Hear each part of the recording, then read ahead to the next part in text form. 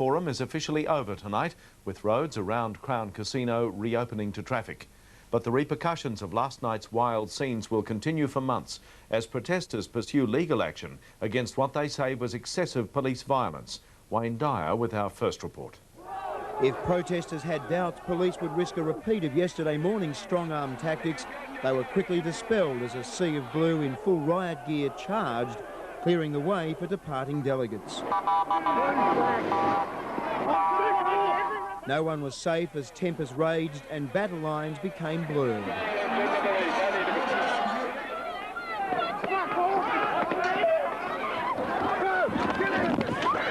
Those caught in the crossfire paid the price. Get out of my eyes! Turn the light off! Turn the light off! They really hurt me bad! We're Australians, mate! Once more, the bold police move achieved its goal as buses ferrying Forum guests sped past the mayhem. In their wake, some 20 demonstrators were added to the casualty list. Minor head injuries, a couple of people appeared to have lost consciousness, maybe a fracture or two. As dawn approached, Economic Forum delegates and their antagonists readied themselves for another day of conflict. But as protesters massed at Queensbridge Street, buses this time opted for the other end of the Crown complex, encountering little resistance. Fueled by the failure, the crowd again turned on police. One officer was even spat on. Blood was spilt, raising other fears. Do we have to do blood tests or not? One protester dragged away but not charged was furious over his less than regal treatment. I came to the Crown Casino yesterday and was treated like a king. Unfortunately, it was Rodney King. Frustrated by the no-show of delegates at Queensbridge Street, demonstrators moved road barricades. One protest-weary truck driver no longer able to hold back his anger. As lunchtime neared, the anti-globalisation throng left Crown for new enemies in the city. An hour-long march targeting multinational companies and the stock exchange.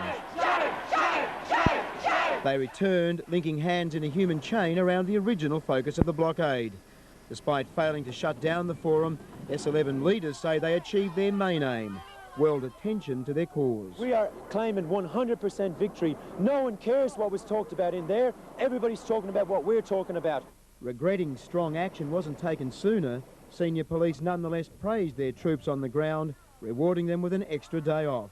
However, we were not, as I indicated prior to this conference starting, prepared to tolerate the mindless violence which was put in place by some of these protesters. Police aren't expecting a repeat of last night's violent confrontation when Forum delegates leave this evening, but will still be out in force, well aware that this will be protesters' last chance to make a stand. Wayne Dyer, National 9 News. Meanwhile, S11 organisers have called on the Ombudsman to investigate allegations of police violence and say some officers should be forced to resign. As Matt Dowling reports, the protest group has also vowed to pursue the matter through the courts. Julian Kelsey is one of dozens of protesters S11 claim have been unlawfully assaulted by police. The Sydney engineer says these bruises and a fractured wrist are the result of an unprovoked attack yesterday morning. I was scared because it was going on for so long. There were so many officers charging over the top of us. S11's call for the Ombudsman to investigate has high-profile supporters, among them Liberty Victoria's Felicity Hempel and Trades Hall Council Secretary Lee Hubbard. What we had last night, it seemed to the union movement and yesterday morning, was in fact something that maximised confrontation and violence. Law firm Slater and Gordon comparing last night's clash outside Crown Casino to a confrontation at Richmond Secondary College 7 years ago. If any of the protesters injured in those circumstances sought to claim damages from the police, they would succeed. Ambulance officers say injuries sustained were consistent with the demonstration. Minor head injuries, a couple of people appeared to have lost consciousness, maybe a fracture or two, but fortunately nothing serious. The police, meanwhile, have rejected S11's claim, saying the force they used during the past 3 days was appropriate under very trying circumstances. 42 officers were hurt during the protest, injuries ranging from cuts and bruises to broken bones and facial injuries. We were not prepared to tolerate the mindless violence which was put in place by some of these protesters. Commissioner Comrie then joined Premier Steve Bracks and Treasurer John Brumby in congratulating police on their efforts. Matt Dowling, National 9 News. Other victims of the blockade have been the workers trapped inside the Crown complex since Monday morning. They've been taking care of 800 delegates and 2,000 police.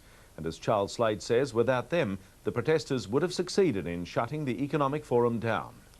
They've been labouring almost non-stop deep in the recesses of Crown for the past 72 hours, grabbing a few fitful hours of sleep when they could on makeshift mattresses strewn around the staff gymnasium.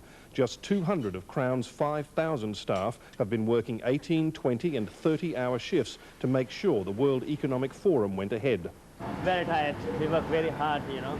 The figures are astonishing. Over 3 days, 6 chefs have organised 10,000 meals for police and 4,500 breakfast, lunch and dinner banquets for Forum delegates. Myself, I did 24 hours on Monday. I'm on about close to that right now.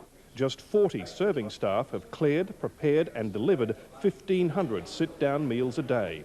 Luckily, we've got some fantastic staff and they did the right thing by us. Many of the few on duty were assaulted by protesters when they reported for work early Monday. Others answered the call for help later that day by disguising themselves as demonstrators and leaping the barricades. We weren't going to let anyone stop us working. They've been watched over by Crown's internal security unit, which has worked continuously even longer since the barricades went up early Sunday. Everyone's surviving on minimal sleep and everyone's been really good. There's no doubt the World Economic Forum would have been shut down if these few Crown staff had accepted an offer to be evacuated at the height of the tension on Monday night. The World Economic Forum happened and it's purely and simply due to the dedication of the staff. Charles Slade, National 9 News. And the Gaming Authority has directed Crown Casino to reopen to the public from 10 o'clock tomorrow morning. The 2000 Olympic